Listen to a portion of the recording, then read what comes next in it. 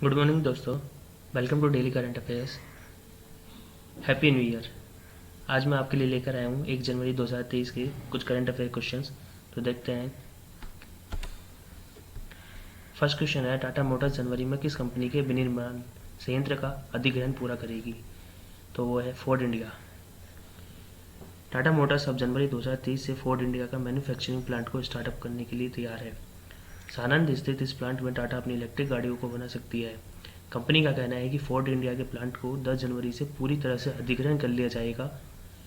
इस साल अगस्त में कंपनी ने घोषणा की थी कि उसकी सहयोगी Tata passenger electric mobility limited TPEML ने गुजरात में Ford India private limited FIPL के सानंद प्लांट का अधिग्रहण 725.7 करोड़ रुपए में करेगी। टाटा इस प्लांट को पूरी तरह से अपनी तर्ज पर संचालित करेगा। इस अधिग्रहण में पूरी जमीन से लेकर सारी जमीनें शामिल है। टाटा मोटर्स ने एक बयान में कहा कि संबंधित सरकारी अनुमोदन प्राप्त करने सहित लेन देन के लिए आवश्यक पूर्ति के अनुसार पार्टियों ने 10 जनवरी 2023 को लेन देन पूरा करने की दिशा में आगे बढ़ने का फैसला किया है। फोर्ड इंडिया प्लांट के योग्य कर्मचारियों को टाटा पैसेंजर से जुड़ने के लिए ऑफर दिया जाएगा। कर्मचारियों को Tata passenger electric mobility limited के साथ सेवा के नियमों, शर्तों और लाभों के समान रोजगार की पेशकश की गई है, जो वर्तमान में उनके द्वारा प्राप्त की जा रही है। तो चलिए चलते हैं अपने अगले क्वेश्चन पे। भारत का दूसरा सबसे लंबा केबल स्थित 8 लेन ज्वारी ब्रिज किस राज्य में खुला? गोवा में। केंद्रीय सड़क परिवहन और राजमार्ग मंत्री नितिन गडकरी ने गोवा में देश के दूसरे सबसे लंबे केबल 8 लेन ज्वारी ब्रिज का उद्घाटन किया। गडकरी ने एकीकृत संचालन प्रबंधन के लिए PWD गोवा ऐप को भी लॉन्च किया। गोवा सरकार की बीमा योजना के माध्यम से मुख्यमंत्री प्रमोद सावंत ने पुल निर्माण के दौरान मरने वाले श्रमिकों के परिवार को 2-2 लाख रुपए दिए। ज्वारी ब्रिज के बारे में थोड़ा सा जान लेते हैं। ज्वारी ब्रिज उत्तरी गोवा और दक्षिण गोवा भारत के बीच एक पुल है। यह NH 66 को ज्वारी नदी के ज्वारी भाग पर अगा कैम्प और कोरटालिम के कामों के बीच ले जाता है। ये कोंकण रेलवे ब्रिज से कुछ मीटर नीचे की ओर है। 640 मीटर लंबा पुल और दोनों तरफ 13.20 किलोमीटर लंबी सड़कें 3 चरणों में बनाई गई है। ज्वारी ब्रिज का काम जून 2016 में शुरू हुआ है। तो इस तरीके से आपने जाना कि भारत का दूसरा सबसे लंबा केबल स्थित 8 लेन ब्रिज ज्वारी गोवा में खोला गया है। चलते हैं अपने अगले क्वेश्चन पे। अगला क्वेश्चन है, RTI जवाबदेही में सबसे खराब प्रदर्शन करने वाला राज्य कौन सा है? तमिलनाडु। हाल ही में सतर्क नागरिक संगठन SNS ने सूचना का अधिकार RTI अधिनियम 2021-22 के तहत जवाबदेही रिपोर्ट कार्ड जारी किया है, जो दर्शाता है कि तमिलनाडु RTI जवाबदेही में सबसे खराब प्रदर्शन करने वाला राज्य है, जिसकी निपटान दर 14% है। प्रमुख बिंदु: महाराष्ट्र RTI जवाबदेही में दूसरा सबसे खराब स्थिति वाला राज्य है, जिसकी निपटान दर 23% है। इस मूल्यांकन के भाग के रूप में दायर RTI आवेदनों के जवाब में केवल 10 सूचना आयुक्तों ने पूरी जानकारी प्रदान की। इनमें आंध्र प्रदेश, हरियाणा, झारखंड और पूर्वोत्तर राज्य सिक्किम, नागालैंड और त्रिपुरा भी शामिल थे। बिहार राज्य सूचना आयुक्त स्टेट इंफॉर्मेशन कमिश्नर SIC, जो वर्ष 2020 और 21 में प्रकाशित आकलन के लिए RTI अधिनियम के तहत कोई भी जानकारी प्रदान करने में विफल रहा था, ने अपने प्रदर्शन में काफ़ी सुधार किया और इसकी निपटान दर 67% है। देश भर में बड़ी संख्या में सूचना आयुक्तों ने बिना कोई आदेश पारित किए मामले वापस कर दिए थे। उत्तर प्रदेश और आंध्र प्रदेश अपने प्रांत अपीलों या शिकायतों में से लगभग 40% को वापस कर दिया। 18 सूचना आयुक्तों में से 11 ने बिना कोई आदेश पारित किए अपील या शिकायत वापस कर दी थी। सूचना आयुक्तों के संदर्भ में प्रति आयुक्त निपटान की दर बेहद कम है। अब अपन अगर देखें तो पश्चिम बंगाल के SIC के पास मामलों की वार्षिक औसत निपटान दर प्रति आयुक्त 222 थी, जिसका अर्थ है कि प्रत्येक आयुक्त प्रभावी रूप से एक दिन में मुश्किल से एक मामले का निपटान कर रहा था। वैसे लंबित मामलों की संख्या 10,000 से भी अधिक थी। सभी 29 सूचना आयुक्तों में से केवल केंद्रीय सूचना आयुक्त ने एक वर्ष में प्रत्येक आयुक्त द्वारा निपटाए जाने वाली अपीलों अथवा शिकायतों की संख्या के संबंध में एक मानक अपनाया है। तो चलिए चलते हैं अगले क्वेश्चन की तरफ। इस क्वेश्चन में हमने देखा कि सतर्क नागरिक संगठन SNS ने सूचना का अधिकार RTI अधिनियम 2021-22 के तहत जवाबदेही रिपोर्ट कार्ड जारी किया, जिसमें तमिलनाडु सबसे खराब प्रदर्शन करने वाला राज्य, जबकि दूसरा सबसे खराब प्रदर्शन करने वाला राज्य महाराष्ट्र है। क्वेश्चन नंबर 4, सरकार ने कौन सी बचत योजनाओं पर ब्याज दर बढ़ाई? छोटी जमा योजनाओं पर। सरकार ने छोटी जमा योजनाओं पर ब्याज दरों में बढ़ोतरी की घोषणा की। इनमें पोस्ट ऑफिस, सावधि जमा, एनएससी, नेशनल सेविंग सर्टिफिकेट और वरिष्ठ नागरिक बचत योजना शामिल है। अर्थव्यवस्था में ब्याज दरों में मजबूती के तहत 1 जनवरी से इन जमा योजनाओं की ब्याज दर 1.1% तक बढ़ाने की घोषणा की गई है। हालांकि पब्लिक प्रोविडेंट फंड, पीपीएफ और बालिका बचत योजना सुकन्या समृद्धि पर ब्याज दरों में बदलाव नहीं किया गया है। राष्ट्रीय बचत प्रमाण पत्र एनएसी पर 1 जनवरी से 7% ब्याज मिलेगा। फिलहाल यह 6.8% है। इसी तरह वरिष्ठ नागरिक बचत योजना पर वर्तमान में 7.6% के मुकाबले 8% ब्याज मिलेगा। मुख्य बिंदु: 1 से 5 साल की अवधि की post office term deposit schemes पर ब्याज दरें 1 जनवरी 2023 से 1.1% तक बढ़ जाएगी। मासिक आय योजना में भी ब्याज दर 6.7% से बढ़कर 7.1% कर दी गई है। सरकार ने पोस्ट ऑफिस की 1 साल की सेविंग स्कीम पर ब्याज दर बढ़ाकर 6.6% कर दी है, जो पहले 5.5% थी, जबकि 2 साल की स्कीम पर 6.8% की दर से ब्याज मिलेगा, जो पहले 5.7% थी। 3 साल की स्कीम पर ब्याज दर बढ़कर 6.9% कर दी गई है, जो पहले 5.8% थी। वही 5 साल की स्कीम पर 7% की दर से ब्याज मिलेगा, यह पहले 6.7% थी। केंद्र सरकार तिमाही आधार पर छोटी बचत योजनाओं की ब्याज दरों की समीक्षा करती है। छोटी बचत योजनाओं के लिए ब्याज दर निकालने का फॉर्मूला श्यामला गोपीनाथ कमेटी ने दिया था। समिति के सुझावों के अनुसार विभिन्न योजनाओं की ब्याज दरें संबंध मैच्योरिटी वाले केंद्र सरकार के बॉन्ड प्रतिफलों से 25 से 100 पीपीएस अधिक होनी चाहिए। कुछ खाद्य उत्पादों के दाम घटने से औद्योगिकी श्रमिकों के लिए खुदरा मुद्रास्फीति घटकर नवंबर में 5.41% पर आ गई। अक्टूबर में यह 6.08% रही थी। श्रम एवं रोजगार मंत्रालय से संबंधित श्रम ब्यूरो ने एक बयान में यह जानकारी दी। इसके मुताबिक नवंबर 2021 में औद्योगिक श्रमिकों के लिए खुदरा मुद्रास्फीति 4.84% थी। पिछले महीने खाद्य मुद्रास्फीति 4.30% रही, जबकि अक्टूबर में यह 6.52% और नवंबर 2021 में 3.40% रही। तो ये था कुछ छोटी बचत योजनाओं के बारे में जिनमें ब्याज दरें बढ़ाई गई है। तो सबसे ज़्यादा तो इसमें पोस्ट ऑफिस की स्कीम्स और सेविंग स्कीम्स में ब्याज दर बढ़ाई गई है, जो ऐसी है। क्वेश्चन नंबर 5, किस राज्य सरकार ने पाठ्य पुस्तकों में फातिमा शेख के योगदान पर एक पाठ शामिल किया है? उत्तर: आंध्र प्रदेश सरकार। आंध्र प्रदेश सरकार ने 8वीं कक्षा की पाठ्य पुस्तकों में फातिमा शेख के योगदान पर एक पाठ शुरू किया है। फातिमा शेख भारत की पहली महिला मुस्लिम शिक्षिका और भारत की सबसे महान समाज सुधारकों और शिक्षिकाओं में से एक थी। उन्हें प्रसिद्ध समाज सुधारक दंपति ज्योतिराव फूले और सावित्रीबाई फूले को आश्रय देने के लिए जाना जाता था, जिन्होंने बालिकाओं की शिक्षा के लिए काम किया। तो इनके बारे में कुछ जान लेते हैं प्रमुख बिंदुओं के द्वारा। ज्योतिराव फूले और सावित्रीबाई फूले ने जाति व्यवस्था और पुरुषवाद के खिलाफ पहल की। फातिमा शेख को फूले दंपति को बॉम्बे प्रेसिडेंसी में पूना में उनके घर में पहला लड़कियों का स्कूल शुरू करने की अनुमति देने का श्रेय दिया जाता है। फातिमा शेख फूले दंपति द्वारा चलाए जा रहे सभी 5 स्कूलों में पढ़ाती थी। अपने दम पर 1851 में मुंबई में 2 स्कूलों की स्थापना की। फातिमा शेख ने सिंथिया फर्राह द्वारा संचालित एक संस्थान में सावित्रीबाई फूले के साथ शिक्षक प्रशिक्षण लिया। हालांकि उसे वह मान्यता नहीं मिली है जिसकी वह हकदार थी।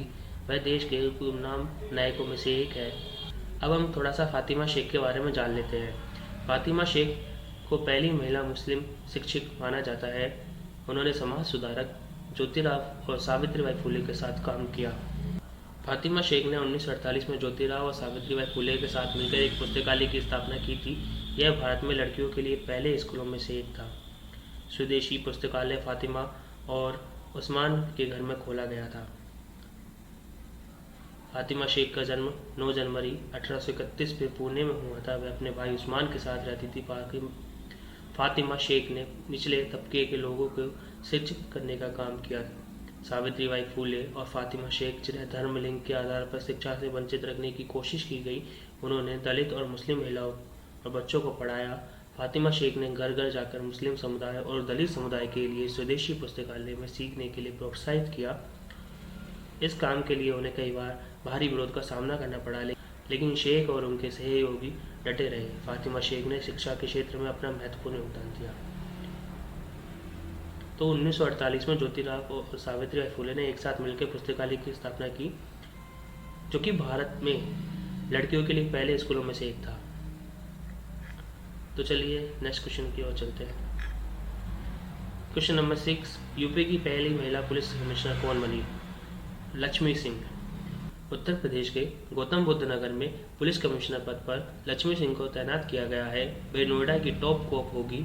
यूपी में इस पद तक पहुंचने वाली वे पहली महिला अधिकारी बन गई है। राज्य सरकार ने पुलिस महानिरीक्षक आईजी लखनऊ रेंज लक्ष्मी सिंह को नोएडा का प्रभार देते हुए राज्य की पहली महिला पुलिस आयुक्त के रूप में नियुक्त किया है। बता दें, वह आलोक सिंह का स्थान लेगी, जिन्हें लखनऊ में पुलिस महानिदेशक डीजीपी मुख्यालय में तैनात किया गया है। लक्ष्मी सिंह की गिनती यूपी के तेज तर्रार पुलिस अधिकारियों में होती है। अपराध नियंत्रण से लेकर डकैतों तक पर उनकी कार्रवाई सुर्खियां बनती रही है। उनके पति राजराजेश्वर सिंह है। राजराजेश्वर सिंह ईडी में अधिकारी थे, अभी भाजपा के सरोजनी नगर से विधायक है। लक्ष्मी सिंह के बारे में, लक्ष्मी सिंह को बेहद तर्रार पुलिस अधिकारी में शुमार किया जाता है। अपने शानदार प्रदर्शन और जिम्मेदारी का ईमानदारी से निष्पादन करने के लिए आईपीएस लक्ष्मी सिंह को कई पुरस्कार से सम्मानित किया जा चुका है। इस कड़ी में लक्ष्मी सिंह को मुख्यमंत्री उत्कृष्ट सेवा पुलिस पदक से भी सम्मानित किया गया है। इसके अलावा केंद्रीय गृह मंत्रालय पीटीएस मेरठ को भारत में नंबर 1 संस्थान घोषित करते हुए 2 लाख रुपए का इनाम भी दे चुका है। केंद्रीय गृह मंत्रालय ने पुरस्कार के तौर पर उन्हें 9 mm की पिस्टल भी दिया है। सरदार वल्लभ भाई Patel national police academy Hyderabad में ट्रेनिंग के दौरान लक्ष्मी सिंह बेस्ट प्रोबेशनर घोषित की गई थी। वर्ष 2000 बैच की आईपीएस अधिकारी लक्ष्मी सिंह को पीएम की ओर से सिल्वर बैटन भी मिल चुका है। लक्ष्मी सिंह को संगठित अपराध को काबू में करने के लिए अभियानों का महत्वपूर्ण हिस्सा माना जाता रहा है। लक्ष्मी सिंह ने मैकेनिकल इंजीनियरिंग की पढ़ाई की। इसके बाद समाजशास्त्र में एमए की डिग्री हासिल की। वर्ष 2000 में उन्होंने टॉपर स्थान हासिल कर आईपीएस का चुनाव किया। वर्ष 2014 में उन्हें आगरा में डीआईजी पद पर प्रमोट कर भेजा गया। महाअपराधियों के खिलाफ कार्रवाई की चर्चा आज भी होती है। क्वेश्चन नंबर 7, सरकार ने स्टार्टअप्स और उन्नत प्रौद्योगिकी को बढ़ावा देने के लिए कौन सी नीति शुरू की है? आंसर है राष्ट्रीय भूस्थानिक। राष्ट्रीय भूस्थानिक नीति 2022 को अधिसूचित किया। इसका मुख्य उद्देश्य नागरिकों के लिए सेवाओं में सुधार के लिए डेटा का उपयोग करने के लिए एक राष्ट्रीय फ्रेमवर्क विकसित करना है। इसका उद्देश्य 2030 तक एक उच्च रिजोल्यूशन स्थलाकृतिक सर्वेक्षण और मानचित्रण और एक उच्च सटीकता वाला डिजिटल उन्नयन मॉडल विकसित करना है। राष्ट्रीय भूस्थानिक नीति भूस्थानिक इकोसिस्टम के समग्र विकास के लिए रूपरेखा तैयार करेगी। ये नवाचार को बढ़ावा देने और भूस्थानिक सूचना के उत्पादन और प्रबंधन के लिए व्यवस्था को मजबूत करने के लिए भी काम करेगा। 2025 तक सरकार कंपनियों के लिए बेहतर स्थान डेटा की उपलब्धता और पहुंच में सुधार करेगी। सरकार एक एकीकृत डेटा और सूचना फ्रेमवर्क स्थापित करने की भी योजना बना रही है, जिसके तहत 2023 तक एक भूस्थानिक ज्ञान अवसंरचना। यह नीति राष्ट्रीय स्तर की सर्वोच्च संस्था भूस्थानिक डेटा संवर्धन और विकास समिति GDPDC के निर्माण की रूपरेखा भी तैयार करेगी। ये शीर्ष निकाय विशिष्ट मंत्रालयों में शासन में भूस्थानिक डेटा के उपयोग के बारे में विस्तार से जानकारी देगा। नीति 14 राष्ट्रीय मौलिक क्षेत्रीय भूस्थानिक डेटा थीम के विकास के लिए काम करेगी। इसका उपयोग विभिन्न क्षेत्रों में भूस्थानिक एप्लीकेशन का समर्थन करने के लिए किया जाएगा। नीति भारत के वाणिज्यिक भूस्थानिक एप्लीकेशन और व्यावसायिक इकोसिस्टम के विकास पर सकारात्मक प्रभाव डालेगी। भारत की भूस्थानिक अर्थव्यवस्था के 12.8% की विकास दर से 2025 तक 63,050 करोड़ रुपए तक पहुंचने की संभावना है। क्वेश्चन नंबर 8, क्रिस्टियानो रोनाल्डो अब किस क्लब के लिए खेलेंगे? अरेबियन क्लब अल नासर के लिए। पुर्तगाल के कप्तान क्रिस्टियानो रोनाल्डो ने सऊदी अरब के क्लब अल नासर के साथ 200 मिलियन यूरो से अधिक के अनुबंध पर हस्ताक्षर किए। मैनचेस्टर यूनाइटेड के साथ उनका अनुबंध समाप्त हो गया है। वह 2035 तक सऊदी अरब के क्लब अल नासर के लिए खेलेंगे। क्रिस्टियानो रोनाल्डो बैलन डी और पुरस्कारों के 5 बार के विजेता है और उन्होंने 4 यूरोपीय गोल्डन शूज भी जीते हैं। उन्होंने क्लब और देश के लिए 800 से अधिक गोल किए हैं। उन्होंने 2003 में पहली बार मैनचेस्टर यूनाइटेड के साथ एक अनुबंध पर हस्ताक्षर किए थे। अल नासर फुटबॉल क्लब इसका गठन 1955 में हुआ था। यह रियाद में स्थित सऊदी अरब का एक फुटबॉल क्लब है। पेड्रो इमानुएल अल नासर फुटबॉल क्लब के वर्तमान प्रबंधक है। भारत की किस महिला खिलाड़ी ने विश्व बिल्टर्स चैंपियनशिप में रजत पदक जीता? कोनेरू हेम्पी। क्वेश्चन नंबर 9, भारत की किस महिला खिलाड़ी ने विश्व बिल्ट्स चैंपियनशिप में रजत पदक जीता? कोनेरू हम्पी ने। 30 दिसंबर को कोनेरू हम्पी ने फिडे वर्ल्ड बिल्ट्स चैंपियनशिप के महिला वर्ग में रजत पदक जीता। हम्पी ने चीन की तान जोंगी को हराया, जिन्होंने 28 दिसंबर को विश्व का रैपिड खिताब जीता था। उन्होंने अल्माटी कजाकिस्तान में आयोजित विश्व बिल्ट्स शतरंज चैंपियनशिप में भारत के लिए पहला रजत पदक जीता। वह 12.5 अंकों के साथ कजाकिस्तान की विजेता बिबिसारा बालाबाएवा के 12.5 अंकों के साथ कजाकिस्तान की विजेता बिबिसारा बालाबाएवा से सिर्फ आधा अंक पीछे रही। हम्पी रैपिड चैंपियनशिप में 6ठे स्थान पर रही थी, जो बिल्ट्स प्रतियोगिता से पहले हुई थी। वह वर्ल्ड रैपिड खिताब की पूर्व विजेता भी है। सबसे बड़ा ओपन एयर थिएटर प्रदर्शन धनु यात्रा किस दिन शुरू हुआ? 27 दिसंबर। ओडिशा के बरगढ़ में 2 साल के अंतराल के बाद सबसे बड़ा ओपन एयर थिएटर फेस्टिवल धनु यात्रा फेस्टिवल शुरू हुआ। जीवंत धनु यात्रा ओडिशा की संस्कृति से जुड़ी है। यह महोत्सव 27 दिसंबर से 6 जनवरी 2023 तक आयोजित किया जा रहा है। उत्सव के दौरान देश भर के 130 सांस्कृतिक मंडलों के कई कलाकार प्रदर्शन करने वाले हैं। धनु यात्रा महोत्सव, इसके बारे में जान लेते हैं। अंग्रेजों के धनु यात्रा महोत्सव के बारे में थोड़ा सा जान लेते हैं। अंग्रेजों के कुशासन की समाप्ति के लिए समाज में हर्ष के वातावरण के प्रतिबिंब के रूप में वर्ष 1947-48 में धनु यात्रा प्रारंभ की गई थी। तब से यह हर साल धान की कटाई के अंत में मनाया जाता है, जो इलाके की मुख्य फसल है। 11 दिनों के दौरान बरगढ़ शहर का पूरा क्षेत्र और बरगढ़ ब्लॉक के आसपास उपनगरीय क्षेत्र मथुरा नगरी में बदल जाते हैं। पिछली धनु यात्रा 31 दिसंबर 2019 से 10 जनवरी 2020 तक हुई थी। क्वेश्चन नंबर 12, भारत में पहली अंडर वाटर मेट्रो सेवा कोलकाता में कब शुरू होगी? दिसंबर 2023 में। कोलकाता मेट्रो ने अपना संचालन 1984 में किया था। अब यह पूरे शहर और इसके उपनगरों को कवर करने के लिए बढ़ रहा है। हुगली नदी के माध्यम से चल रही अंडर वाटर मेट्रो हावड़ा व कोलकाता को जोड़ेगी।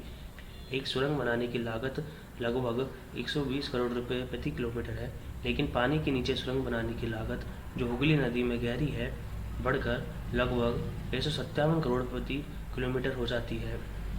कोलकाता मेट्रो रेलवे कॉरपोरेशन ने जर्मन मशीनों और बेहतरीन विशेषज्ञों की मदद से सुरंग बनाने का बीड़ा उठाया है।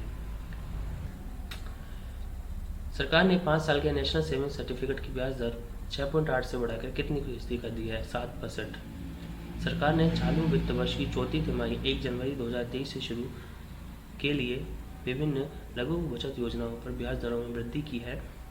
वरिष्ठ नागरिक बचत योजना की ब्याज दर 7.6 से बढ़ाकर 8% कर दी गई है। किसान विकास पत्र पर ब्याज दर 7% से बढ़ाकर 7.2% हो गई है। यह पहले के 123 महीनों के बजाय अब 120 महीनों में परिपक्व होगा। 1 वर्ष की अवधि की लघु बचत जमा पर ब्याज दर 5.5% से बढ़कर 6.6% कर दी गई है। Public provident fund scheme, Sukanya Samriddhi खाता स्कीम और सेविंग डिपॉजिट पर ब्याज दर में कोई बदलाव नहीं किया गया है। तो इस क्वेश्चन में हमने जाना कि सरकार ने 5 साल के नेशनल सेविंग सर्टिफिकेट पर ब्याज दर 6.8 से बढ़ाकर 7 कर दी है, और ऐसे ही वरिष्ठ नागरिक बचत योजना पर ब्याज दर 7.6 से बढ़ाकर 8 कर दी है, और किसान विकास पत्र पर 7 से 7.2 कर दी है। लेकिन पीपीएफ और सुकन्या समृद्धि स्कीम और सेविंग डिपॉजिट पर ब्याज दर में कोई बदलाव नहीं किया गया है, जबकि 1 वर्ष की अवधि की लघु बचत जमा पर 5.5 से बढ़ाकर 6.6 कर दी गई है। क्वेश्चन नंबर 14, नवंबर में प्रमुख औद्योगिक क्षेत्रों में उत्पादन की वृद्धि दर कितनी हो गई? 5.4%। पिछले साल इसी महीने नवंबर 2021 में 8 प्रमुख उत्पादन के क्षेत्रों में वृद्धि दर 3.2% थी। अक्टूबर 2022 में प्रमुख क्षेत्रों में उत्पादन की वृद्धि दर 0.9% रही। इस वित्तीय वर्ष में अप्रैल अक्टूबर के दौरान 8 आधारभूत संरचना क्षेत्रों की उत्पादन वृद्धि 8% रही। एक साल पहले यह 13.9% थी। अगस्त 2022 के लिए 8 प्रमुख उद्योगों के सूचकांक ICI की अंतिम विकास दर को 30.3% के अंतरिम स्तर से संशोधित कर 4.2% कर दिया गया है। अप्रैल नवंबर 2022 के 8 प्रमुख उद्योगों के सूचकांक की संचयी वृद्धि दर पिछले वर्ष की इसी अवधि की तुलना में 8% अंतिम थी। आंकड़ों के अनुसार नवंबर में कोयले 12.3 की वृद्धि हुई, उर्वरक में 6.4 की वृद्धि हुई, स्टील में 10.8% की वृद्धि हुई, सीमेंट में 28.6% की वृद्धि और बिजली में 12.1% की वृद्धि का उत्पादन बढ़ा। नवंबर में कच्चे तेल में गिरावट 1.1 की हुई, प्राकृतिक गैस में गिरावट 0.7% की हुई और पेट्रोलियम रिफाइनरी उत्पादों में 9.3% की गिरावट की उत्पादन में गिरावट आई। तो हमने इसमें जाना कि औद्योगिक क्षेत्रों में उत्पादन की वृद्धि दर कितनी हो गई है, 5.4, जो कि पिछले साल इसी महीने नवंबर में 3.2% थी। और आंकड़ों के अनुसार हमने जाना कि कोयले में 12.3% की वृद्धि हुई, उर्वरक में 6.4% की, स्टील में 10.8% की, सीमेंट में 28.6% की और बिजली में 12.1% की वृद्धि का उत्पादन बढ़ा है। जबकि उत्पादन में गिरावट आई है कच्चे तेल में, प्राकृतिक गैस में और पेट्रोलियम रिफाइनरी उत्पादों में। क्वेश्चन नंबर 15, अगले 3 साल में पंचायत स्तर पर कितनी प्राथमिक दुग्ध डेयरियां खोली जाएगी? 2 लाख। केंद्रीय गृह एवं सहकारिता मंत्री अमित शाह ने घोषणा की कि अगले 3 वर्षों में पंचायत स्तर पर 2 लाख सहकारी समितियां खोली जाएगी। उन्होंने बेंगलुरु में सहकारिता सम्मेलन को संबोधित किया।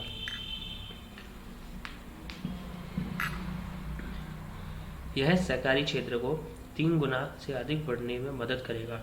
अमित शाह ने कहा कि इन सहकारी समितियों की दूध वितरण, भंडारण, मछली पालन, पानी और गैस आपूर्ति जैसी बहुआयामी भूमिका होगी। उन्होंने कहा कि सहकारी समितियों द्वारा आपूर्ति किए गए उत्पादों के निर्यात के लिए एक बहुराज्य सहकारी समिति की स्थापना की जाएगी। सहकारी समिति बीज उत्पादन और निर्यात पर ध्यान देगी। सभी सहकारी समितियों का एक डेटाबेस और एक नई सहकारी नीति भी लॉन्च की जाएगी। क्षेत्र के लिए आवश्यक जनशक्ति को प्रशिक्षित करने के लिए एक सहकारी विश्वविद्यालय भी स्थापित किया जाएगा। कर्नाटक में सहकारिता आंदोलन के जनक के रूप में जाने जाने वाले सिद्धांत गौड़ा सन्ना रामन गौड़ा पाटिल ने 1905 में भारत में पहली सहकारी समिति की स्थापना की थी। तो इस क्वेश्चन में हमने जाना कि कितनी प्राथमिक दुग्ध डेयरियां खोली जाएगी, तो है 2 लाख पंचायत स्तर पे। और इसमें हमने ये भी जाना कि सभी सहकारी समितियों को एक डेटाबेस और एक नई सहकारी समिति भी लॉन्च की जाएगी। क्वेश्चन नंबर 16, किस भारतीय अमेरिकी को अमेरिका के राष्ट्रीय अंतरिक्ष परिषद सलाहकार समूह में नामित किया गया? राजीव बड़ियाल। उपराष्ट्रपति कमला हैरिस ने राजीव बड़ियाल को राष्ट्रीय अंतरिक्ष सलाहकार समूह में नामित किया है। वह राष्ट्रीय अंतरिक्ष परिषद के यूजर एडवाइजरी ग्रुप UAG के 30 अंतरिक्ष विशेषज्ञों में से एक है। अमेरिकी वायुसेना सेनानिवृत्त जनरल लेस्टर लाइल्स को UAG के अध्यक्ष के रूप में नामित किया गया है। UAG अंतरिक्ष नीति और रणनीति से संबंधित मुद्दों पर राष्ट्रीय अंतरिक्ष परिषद को सलाह और सिफारिशें प्रदान करता है। UAG में नामित 30 सदस्य उन कंपनियों और संगठनों के वर्ग का प्रतिनिधित्व करते हैं जो अमेरिका में बड़े और अत्यधिक कुशल अंतरिक्ष कर्मचारियों और अंतरिक्ष सेवाओं के उपयोगकर्ताओं का समर्थन करते हैं। प्रोजेक्ट कुइपर का उद्देश्य निचली पृथ्वी कक्षा उपग्रहों का एक समूह लॉन्च करना है जो दुनिया में हाई स्पीड ब्रॉडबैंड कनेक्टिविटी प्रदान करेगा। नीलगिरी तहर के संरक्षण की भारत की पहली योजना को किस राज्य ने मंजूरी दे दी है? तमिलनाडु ने। तमिलनाडु के राजकीय पशु के संरक्षण के लिए 25.14 करोड़ रुपए की लागत से भारत की पहली नीलगिरी तहर परियोजना शुरू की जाएगी। 2022-23 के तमिलनाडु बजट में वित्त मंत्री ने 10 करोड़ रुपए के प्रारंभिक आवंटन के साथ नीलगिरी तहर परियोजना को लागू करने के लिए विधानसभा में घोषणा की थी। सरकार नीलगिरी तहर के संरक्षण, आवास का विस्तार करने और जनता के बीच जागरूकता फैलाने के लिए परियोजना को लागू करेगी। प्रधान मुख्य वन संरक्षक और मुख्य वन्यजीव संरक्षक ने बजट घोषणा के आधार पर 2022 से 27 तक 5 साल की अवधि में परियोजना को लागू करने का प्रस्ताव भेजा था। नीलगिरी तहर भारत में मौजूद 12 प्रजातियों में से दक्षिण भारत में एकमात्र अनगुलेट है। WWF इंडिया द्वारा 2015 में जारी एक रिपोर्ट के अनुसार जंगल में इसकी आबादी 3122 आकी गई है। जानवर पश्चिमी घाटों के पूरे खंड में पाया जाता है। यह जानवर पश्चिमी घाटों के पूरे खंड में पाया जाता है, लेकिन दूसरी तिमाही में भारत का चालू घाटा बढ़कर कितना हो गया? GDP का 4.4%। भारत का चालू घाटा अप्रैल जून की अवधि में सकल घरेलू उत्पाद के 2.2 से बढ़कर सितंबर में सप्ताह तिमाही में सकल घरेलू उत्पाद का 4.4% हो गया है। 29 दिसंबर को भारतीय रिजर्व बैंक ने आंकड़े जारी किए। भारत के चालू खाता शेष में घाटा 22-23 की पहली तिमाही में 18.2 मिलियन अमेरिकी डॉलर 2.2 से बढ़कर 2022-23 की दूसरी तिमाही में 36.4 बिलियन अमेरिकी डॉलर 4.4% हो गया। एक साल पहले यानी 21-22 की दूसरी तिमाही में भारत के चालू खाता शेष में घाटा 9.6 बिलियन अमेरिकी डॉलर GDP का 1.3% था। सॉफ्टवेयर, व्यापार और यात्रा सेवाओं के बढ़ते निर्यात के कारण सेवा निर्यात में साल दर साल YoY आधार पर 30.2% वृद्धि दर्ज की गई है। 2021-22 की दूसरी तिमाही के दौरान शुद्ध विदेशी पोर्टफोलियो निवेश प्रवाह 3.9 बिलियन डॉलर से बढ़कर 6.5 बिलियन डॉलर दर्ज किया गया। 2022-23 की पहली छमाही में विदेशी मुद्रा भंडार POP के आधार पर से 25.8 मिलियन डॉलर की कमी हुई थी। 2022-23 की जुलाई सितंबर तिमाही में विदेशी मुद्रा भंडार में 30.4 बिलियन डॉलर की कमी आई, जबकि एक साल पहले की अवधि में यह 31.2 बिलियन डॉलर थी। भारत का फिजिकल डेफिसिट 2022-23 के अप्रैल नवंबर में लक्ष्य का कितना फीसदी रहा? 58.9%। वित्तीय वर्ष 2022-23 के अप्रैल से नवंबर के बीच में भारत का राजकोषीय घाटा 9.78 लाख करोड़ रुपए पहुंच गया है, जो कि चालू वित्त वर्ष के लिए केंद्रीय बजट के 16.61 लाख करोड़ रुपए के लक्ष्य का 58.9% है। सरकारी आंकड़ों से ये जानकारी आई है। लेखा महानियंत्रक CGA के आंकड़ों के अनुसार चालू वित्त वर्ष के 9.91 लाख करोड़ रुपए के लक्ष्य का राजस्व घाटा 5.73 लाख करोड़ रुपए या 57.8% रहा। आंकड़ों के मुताबिक सरकार का कुल खर्च बजट के 39.45 लाख करोड़ रुपए के लक्ष्य का 24.43 लाख करोड़ रुपए का 61.9% था। राजकोषीय घाटा राज्य के राजस्व और व्यय के बीच का अंतर है। यह राजस्व में कमी को दिखाता है। वित्त वर्ष 2023 के अप्रैल नवंबर के दौरान शुद्ध कर राजस्व 12.25 लाख करोड़ रुपए या पूरे साल के लक्ष्य का 63.3% रहा, जबकि पिछले साल की समान अवधि में यह लक्ष्य का 73.5% रहा। गैर कर राजस्व 73.5% आया है, जबकि पिछले साल की समान अवधि में 91.98% आया था। क्वेश्चन नंबर 21 और आज का अंतिम प्रश्न। खाद्य प्रसंस्करण उद्योग ने अब तक PLI योजना के तहत कितने रुपए का निवेश किया है? 4,900 करोड़ रुपए का। सरकार ने कहा कि अब तक खाद्य प्रसंस्करण उद्योग ने उत्पादन से जुड़ी प्रोत्साहन PLI योजना के तहत 4,900 करोड़ रुपए का निवेश किया है। खाद्य प्रसंस्करण उद्योग के लिए 10,900 करोड़ रुपए के परिव्यय वाली PLI योजना को मार्च 2021 में मंजूरी दी गई थी। इस योजना को मार्च 2021 में मंजूरी दी गई थी। इसे वित्त वर्ष 26-27 तक 7 साल के लिए लागू किया गया है। सरकारी बयान के कहा गया कि खाद्य प्रसंस्करण उद्योग के लिए PLI योजना के तहत विभिन्न श्रेणियों में कुल 182 आवेदनों को मंजूरी दी गई है। इनमें मोटा अनाज आधारित उत्पादों के लिए PLI योजना के तहत 30 आवेदन, 8 बड़ी संस्थाएं और 22 SME शामिल है। बयान में कहा गया कि PLI योजना के लाभार्थियों द्वारा बताए जा रहे आंकड़ों के अनुसार योजना के तहत लगभग 4,900 करोड़ रुपए के निवेश किया गया है। इसके बारे में कुछ मुख्य बिंदुओं को जान लेते हैं। चालू वित्त वर्ष में 800 करोड़ रुपए की प्रोत्साहन राशि वितरित किए जाने की संभावना है। इसमें कहा गया कि अब तक 107.3 करोड़ रुपए का बिक्री आधारित प्रोत्साहन वितरित किया जा चुका है। पीएलआई योजना के कार्यान्वयन से लगभग 30,000 करोड़ रुपए की खाद्य प्रसंस्करण क्षमता के विस्तार की सुविधा तथा वित्त वर्ष 26-27 तक लगभग 2.5 लाख लोगों के लिए प्रत्यक्ष और अप्रत्यक्ष रोजगार के अवसर पैदा होने की उम्मीद है। मंत्रालय ने कहा कि कुल 112 खाद्य प्रसंस्करण परियोजनाएं वर्ष 2022 के दौरान पूरी की गई और 706.4 करोड़ रुपए के निजी निवेश का लाभ उठाया गया तथा 25,293 व्यक्तियों के लिए प्रत्यक्ष और अप्रत्यक्ष रोजगार पैदा हुए। वर्ष के दौरान लगभग 190 खाद्य प्रसंस्करण परियोजनाओं को मंजूरी दी गई। तो इस तरह हमारा आज का सेशन होता है समाप्त। अगर आपको हमारी वीडियो पसंद आई हो तो लाइक कीजिए, कमेंट कीजिए और हमारे चैनल को सब्सक्राइब करके बेल आइकन को दबाइए और हैप्पी न्यू ईयर।